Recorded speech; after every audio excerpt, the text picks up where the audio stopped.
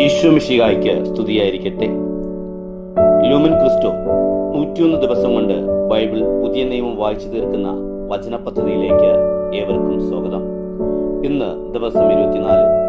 വിശുദ്ധ മർക്കോസ് എഴുതിയ വിശുദ്ധ സുവിശേഷം 15ഉം 16ഉം അധ്യായങ്ങളാണ് നാം ഇന്ന് വായിക്കുന്നത്.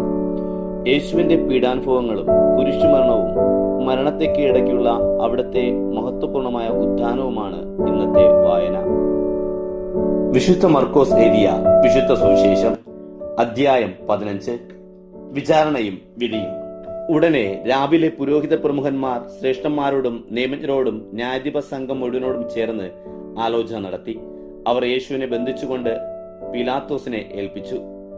പീലാത്തോസ് അവനോട് ചോദിച്ചു, നീ യഹൂദരുടെ രാജാവാണോ? അവൻ അവനോട് മറുപടി പറഞ്ഞു, നീ തന്നെ പറയുന്നു. പുരോഹിത പ്രമുഖന്മാർ അവനിൽ പല കുറ്റങ്ങളും ആരോപിച്ചുകൊണ്ടിരുന്നു. പീലാത്തോസ് വീണ്ടും അവനോട് ചോദിച്ചു, നിനക്ക് മറുപടിയൊന്നും പറയാനില്ലേ? നോക്കൂ, എത്ര കുറ്റങ്ങളാണ് അവർ നിന്നിൽ ആരോപിക്കുന്നത്.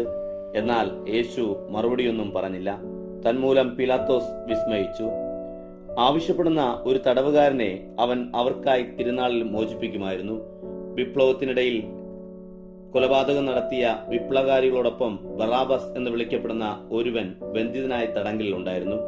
ജനക്കൂട്ടം അടിച്ചെന്ന് അവർക്കായി അവൻ പതിവായി ചെയ്തിരുന്നത് ആവശ്യപ്പെടാൻ തുടങ്ങി. പീലാത്തോസ് അവരോട് പറഞ്ഞു, യഹൂദരുടെ രാജാവിനെ നിങ്ങൾക്ക് ഞാൻ മോചിപ്പിച്ചു തരണമെന്നാണോ നിങ്ങൾ ആഗ്രഹിക്കുന്നത്? എന്തെന്നാൽ അസൂയ നിമിത്തമാണ് പുരോഹിത പ്രമുഖന്മാർ അവനെ ഏൽപ്പിച്ചു തന്നതെന്ന് അവൻ അറിഞ്ഞിരുന്നു. എന്നാൽ ബറവാസിനെയാണ് തങ്ങൾക്ക് വിട്ടുതരേണ്ടതെന്ന് ആവശ്യപ്പെടാൻ പുരോഹിത പ്രമുഖന്മാർ ജനക്കൂട്ടത്തെ ഇളക്കി. അപ്പോൾ പീലാത്തോസ് വീണ്ടും അവരോട് ചോദിച്ചു, യഹൂദരുടെ രാജാവെന്ന് നിങ്ങൾ വിളിക്കുന്നവനെ ഞാൻ എന്ത് ചെയ്യണമെന്നാണ് നിങ്ങൾ ആഗ്രഹിക്കുന്നത്? അവരാകട്ടെ വീണ്ടും ആക്രോശിച്ചു, അവനെ ക്രൂശിക്കുക. പീലാത്തോസ് അവരോട് ചോദിച്ചു, അവൻ എന്ത് തിന്മ പ്രവർത്തിച്ചു? അവർ ആക്രോശിച്ചു, അവനെ ക്രൂശിക്കുക. അപ്പോൾ പീലാത്തോസ് ജനക്കൂട്ടത്തിന് ഇഷ്ടമായത് ചെയ്യാൻ ആഗ്രഹിച്ചുകൊണ്ട് ബറാബാസിനെ അവർക്ക് വിട്ടുകൊടുക്കുകയും യേശുവിനെ ചമ്മട്ടി കൊണ്ടടിച്ച ശേഷം ക്രൂശിക്കാൻ ഏൽപ്പിച്ചു കൊടുക്കുകയും ചെയ്തു. പടയാളികളുടെ പരിഹാസം. അനന്തരം പടയാളികൾ അവനെ അകത്തളത്തിൽ പ്രത്തോറിയത്തിലേക്ക് കൊണ്ടുപോയി. അവർ സൈന്യദളത്തെ മുഴുവൻ വിളിച്ചുകൂട്ടി. അവർ അവനെ ധൂമവസ്ത്രം ധരിപ്പിക്കുകയും ഒരു മുൾക്കിരീടം മെടഞ്ഞ് അണിയിക്കുകയും ചെയ്തു. യഹൂദരുടെ രാജാവേ സ്വസ്തി എന്ന് അവർ അവനെ അഭിവാദ്യം ചെയ്യാൻ തുടങ്ങി. പിന്നീട് ഞാങ്ങണ കൊണ്ട് അവന്റെ ശിരസിൽ അടിക്കുകയും അവനെ തുപ്പുകയും മുട്ടുകുത്തി അവനെ പ്രണമിക്കുകയും ചെയ്തു. അവനെ പരിഹസിച്ച ശേഷം ധൂമ്രവസ്ത്രം അയച്ചു മാറ്റുകയും സ്വന്തം വസ്ത്രം ധരിപ്പിക്കുകയും ചെയ്തു. പിന്നീട് അവർ അവനെ കുരിശിൽ തറയ്ക്കാൻ പുറത്തേക്ക് കൊണ്ടുപോയി. കുരിശിൽ തറയ്ക്കുന്നു. അലക്സാണ്ടറിന്റെയും റൂഫസിന്റെയും പിതാവായ സൈറിയൻകാരൻ ശിമയോൻ നാട്ടിൻപുറത്തു നിന്ന് വന്ന് അതിലെ കടന്നു പോവുകയായിരുന്നു. യേശുവിന്റെ കുരിശ് ചുമക്കാൻ അവർ അവനെ നിർബന്ധിച്ചു. തലയോടിടം എന്നർത്ഥമുള്ള ഗോൽഗോഥയിൽ അവർ അവനെ കൊണ്ടുവന്നു. മീറ കലർത്തിയ വീഞ്ഞ് അവർ അവന് കൊടുത്തു. അവനത് സ്വീകരിച്ചില്ല. പിന്നീട് അവർ അവനെ കുരിശിൽ തറച്ചു. അതിനുശേഷം അവർ അവന്റെ വസ്ത്രങ്ങൾ ഭാഗിച്ച് അവയ്ക്കുമേൽ ഏത് ആരെടുക്കണമെന്നിട്ട് കുറിയിട്ടു. അവർ അവനെ കുരിശിൽ തറച്ചപ്പോൾ 3-ാം മണിക്കൂറായിരുന്നു. യഹൂദരുടെ രാജാവെന്ന് അവന്റെ കുറ്റപത്രവും എഴുതി വച്ചിരുന്നു. അവനോടുകൂടെ 2 കവർച്ചക്കാരെയും അവർ കുരിശിൽ തറച്ചു. ഒരുവനെ അവന്റെ വലത്തുവശത്തും അപരനെ ഇടത്തുവശത്തും. അതിലെ കടന്നുപോയവർ തങ്ങളുടെ തല കുലുക്കിക്കൊണ്ട് അവനെ ദുഷിച്ചു പറഞ്ഞു, ഹാ, ദേവാലയം നശിപ്പിച്ച് 3 ദിവസം കൊണ്ട് വീണ്ടും പണിയുന്നവനെ കുരിശിൽ നിന്ന് ഇറങ്ങി വന്ന് നിന്നെ തന്നെ രക്ഷിക്കുക. അതുപോലെ പുരോഹിത പ്രമുഖന്മാരും നിയമജ്ഞരും പരിഹാസപൂർവം പരസ്പരം പറഞ്ഞു, ഇവൻ മറ്റുള്ളവരെ രക്ഷിച്ചു, തന്നെ തന്നെ രക്ഷിക്കാൻ ഇവന് സാധിക്കുന്നില്ല. ഞങ്ങൾ കണ്ടു വിശ്വസിക്കുന്നതിന് വേണ്ടി ഇസ്രായേലിന്റെ രാജാവായ ക്രിസ്തു ഇപ്പോൾ കുരിശിൽ നിന്ന് ഇറങ്ങി വരട്ടെ. അവനോടൊപ്പം ക്രൂശിക്കപ്പെട്ടവരും അവനെ പരിഹസിച്ചു. യേശുവിന്റെ മരണം. 6-ാം മണിക്കൂർ മുതൽ 9-ാം മണിക്കൂർ വരെ ഭൂമി മുഴുവൻ അന്ധകാരം വ്യാപിച്ചു. 9-ാം മണിക്കൂറായപ്പോൾ യേശു വലിയ സ്വരത്തിൽ നിലവിളിച്ചു, ഏലോയ് ഏലോയ് ലാമ സബ്ഖഥാനി. അതായത്, എന്റെ ദൈവമേ, എന്റെ ദൈവമേ, എന്തുകൊണ്ട് നീ എന്നെ ഉപേക്ഷിച്ചു? അടുത്തു നിന്നിരുന്ന ചിലർ അത് കേട്ട് പറഞ്ഞു, ഇതാ അവൻ ഏലിയായെ വിളിക്കുന്നു. ഒരുവൻ ഓടിവന്ന് നീർപ്പഞ്ഞി ചവർപ്പുള്ള വീഞ്ഞിൽ മുക്കി ഒരു ഞാങ്ങണമേൽ വെച്ച് അവന് കുടിക്കാൻ കൊടുത്തുകൊണ്ട് പറഞ്ഞു, ആകട്ടെ അവന് താഴെ ഇറക്കാൻ ഏലിയ വരുമോ എന്ന് നമുക്ക് കാണാം. യേശു വലിയ സ്വരത്തിൽ നിലവിളിച്ച് ജീവൻ വെടിഞ്ഞു. അപ്പോൾ ദേവാലയത്തിലെ തിരശീല മുകളിൽ നിന്ന് താഴെ വരെ രണ്ടായി കീറി.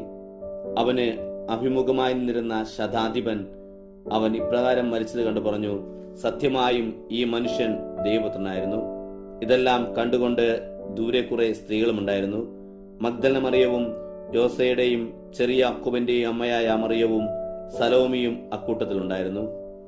ഗലീലിലായിരുന്നപ്പോൾ അവനെ അനുഗമിക്കുകയും ശുശ്രൂഷിക്കുകയും ചെയ്തവരാണിവർ. കൂടാതെ അവനോടുകൂടെ ജെറുസലേമിലേക്ക് വന്ന അനവധി സ്ത്രീകളും അവിടെ ഉണ്ടായിരുന്നു.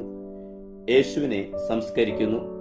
അത് സാബത്തിന് തൊട്ടുമുള്ള ഒരുക്ക ദിവസം വൈകുന്നേരമായിരുന്നു. അതിനാൽ ആലോചനാ സംഘത്തിലെ ഒരു പ്രമുഖാംഗവും ദൈവരാജ്യം പ്രതീക്ഷിച്ചിരുന്നവനുമായ അരിമത്തയക്കാരൻ ജോസഫ് ധൈര്യപൂർവ്വം പിലാത്തോസിന്റെ അടുത്തെത്തി യേശുവിന്റെ ശരീരം ചോദിച്ചു. അവൻ മരിച്ചു കഴിഞ്ഞോ എന്ന് പിലാത്തോസ് വിസ്മയിച്ചു. അവൻ ശതാധിപനെ വിളിച്ച് അവൻ ഇതിനകം മരിച്ചു കഴിഞ്ഞോ എന്ന് അന്വേഷിച്ചു. ശതാധിപനിൽ നിന്ന് വിവരമറിഞ്ഞ ശേഷം അവൻ മൃതദേഹം ജോസഫിന് വിട്ടുകൊടുത്തു. ജോസഫ് ഒരു കച്ച വാങ്ങി അവനെ താഴെ ഇറക്കി. അതിൽ പൊതിഞ്ഞ് പാറയിൽ വെട്ടിയൊരുക്കിയ കല്ലറയിൽ അവനെ സംസ്കരിക്കുകയും കല്ലറയുടെ വാതിൽക്കൽ ഒരു കല്ല് ഉരുട്ടി വെക്കുകയും ചെയ്തു. അവനെ സംസ്കരിച്ച സ്ഥലം മഗ്ദലന മറിയവും യോസയുടെ അമ്മയായ മറിയവും കണ്ടു. വിശുദ്ധ മർക്കോസ് എഴുതിയ വിശുദ്ധ സുവിശേഷം അധ്യായം 16. യേശുവിന്റെ ഉത്ഥാനം. സാബത്ത് കഴിഞ്ഞപ്പോൾ മഗ്ദലന മറിയവും യാക്കോബിന്റെ അമ്മയായ മറിയവും സലോമിയും പോയി അവനെ അഭിഷേകം ചെയ്യുന്നതിന് വേണ്ടി സുഗന്ധദ്രവ്യങ്ങൾ വാങ്ങി. ആഴ്ചയുടെ ആദ്യ ദിവസം അതിരാവിലെ സൂര്യൻ ഉദിച്ചപ്പോൾ തന്നെ അവർ കല്ലറയിലേക്ക് പോയി. അവർ തമ്മിൽ പറഞ്ഞു, ആര് നമുക്ക് വേണ്ടി കല്ലറയുടെ വാതിൽക്കിൽ നിന്ന് കല്ല് ഉരുട്ടി മാറ്റിത്തരും? എന്നാൽ അവർ സൂക്ഷിച്ചു നോക്കിയപ്പോൾ ആ കല്ല് ഉരുട്ടി മാറ്റപ്പെട്ടിരിക്കുന്നത് കണ്ടു. അത് വളരെ വലുതായിരുന്നു താനും. അവർ ശവകുടീരത്തിനുള്ളിൽ പ്രവേശിച്ചപ്പോൾ വെള്ളവസ്ത്രം ധരിച്ച ഒരു യുവാവ് വലതുഭാഗത്തിരിക്കുന്നത് കണ്ടു. അവർ വിസ്മയിച്ചു പോയി. അവൻ അവരോട് പറഞ്ഞു, നിങ്ങൾ അത്ഭുതപ്പെടേണ്ട. കുരിശിൽ തറയ്ക്കപ്പെട്ട നസ്രായനായ യേശുവിനെ നിങ്ങൾ അന്വേഷിക്കുന്നു. അവൻ ഉയർപ്പിക്കപ്പെട്ടിരിക്കുന്നു. അവൻ ഇവിടെയില്ല. നോക്കൂ, അവർ അവനെ സംസ്കരിച്ച സ്ഥലം. നിങ്ങൾ പോയി അവന്റെ ശിഷ്യന്മാരോടും പത്രോസിനോടും പറയുക, അവൻ നിങ്ങൾക്ക് മുൻപേ ഗലീലയിലേക്ക് പോകുന്നു. അവൻ നിങ്ങളോട് പറഞ്ഞിരുന്ന പോലെ അവിടെ നിങ്ങൾ അവനെ കാണും. അവർ കല്ലറയിൽ നിന്ന് പുറത്തിറങ്ങി ഓടി. എന്തെന്നാൽ അവർക്ക് വിറയലും ആശ്ചര്യവും ഉണ്ടായി. അവർ ആരോടും ഒന്നും പറഞ്ഞില്ല. എന്തെന്നാൽ അവർ അത്യന്തം ഭയപ്പെട്ടിരുന്നു. ശിഷ്യർക്ക് പ്രത്യക്ഷപ്പെടുന്നു. ഉയർത്തെഴുന്നേറ്റ ശേഷം ആഴ്ചയുടെ 1-ാം ദിവസം രാവിലെ യേശു ആദ്യം മഗ്ദലന മറിയത്തിന് പ്രത്യക്ഷപ്പെട്ടു. ഇവളിൽ നിന്നാണ് അവൻ 7 പിശാചുക്കളെ ബഹിഷ്കരിച്ചത്. അവൾ ചെന്ന് അവനോടുകൂടെ ഉണ്ടായിരുന്നവരെ വിവരമറിയിച്ചു. അവർ ദുഃഖത്തിലാണ്ട് വിലപിച്ചിരിക്കുകയായിരുന്നു. അവൻ ജീവിച്ചിരിക്കുന്നു എന്നും അവൾക്ക് കാണപ്പെട്ടു എന്നും കേട്ടപ്പോൾ അവർ വിശ്വസിച്ചില്ല. ഇതിനുശേഷം അവർ 2 പേർ ഗ്രാമത്തിലേക്ക് നടന്നു പോകുമ്പോൾ അവൻ വേറൊരു രൂപത്തിൽ അവർക്ക് പ്രത്യക്ഷപ്പെട്ടു. അവർ പോയി ബാക്കിയുള്ളവരെ വിവരമറിയിച്ചു. അവരെയും അവർ വിശ്വസിച്ചില്ല. ശിഷ്യഗണത്തിന് പ്രേക്ഷിത ദൗത്യം. പിന്നീട് അവർ 11 പേർ ഭക്ഷണത്തിനിരിക്കുമ്പോൾ അവൻ അവർക്ക് പ്രത്യക്ഷപ്പെട്ടു. ഉയർപ്പിക്കപ്പെട്ട ശേഷം അവരുടെ വിശ്വാസരാഹിത്യത്തെയും ഹൃദയകാഠിന്യത്തെയും അവൻ ശാസിച്ചു. കാരണം ഉയർപ്പിക്കപ്പെട്ട തന്നെ കണ്ടവരെ അവർ വിശ്വസിച്ചില്ല. അവൻ അവരോട് പറഞ്ഞു, നിങ്ങൾ ലോകമെങ്ങും പോയി എല്ലാ സൃഷ്ടികളോടും സുവിശേഷം പ്രഘോഷിക്കുവിൻ. വിശ്വസിക്കുകയും സ്നാനം സ്വീകരിക്കുകയും ചെയ്യുന്നവൻ രക്ഷപ്പെടും. വിശ്വസിക്കാത്തവർ ശിക്ഷിക്കപ്പെടും. വിശ്വസിക്കുന്നവരുടെ കൂടെ ഈ അടയാളങ്ങൾ ഉണ്ടായിരിക്കും. അവർ എന്റെ നാമത്തിൽ പിശാചുക്കളെ ബഹിഷ്കരിക്കും. പുതിയ ഭാഷകൾ സംസാരിക്കും. അവർ സർപ്പങ്ങളെ കയ്യിലെടുക്കും. മാരകമായ എന്തു കുടിച്ചാലും അതവർക്ക് ഹാനി വരുത്തുകയില്ല. അവർ രോഗികളുടെ മേൽ കൈകൾ വയ്ക്കുകയും അവർ സുഖം പ്രാപിക്കുകയും ചെയ്യും. യേശുവിന്റെ സ്വർഗാരോഹണം.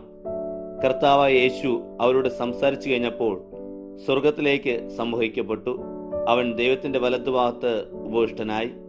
അവർ എല്ലായിടത്തും പോയി പ്രഘോഷിച്ചു.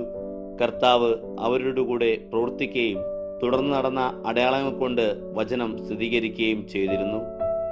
ഇന്നത്തെ വായന ഇവിടെ അവസാനിക്കുമ്പോൾ കുരിശിലെ ബലി നമുക്ക് രക്ഷയും ഉത്ഥാനം നമുക്ക് പ്രത്യാശയും നൽകുന്നു.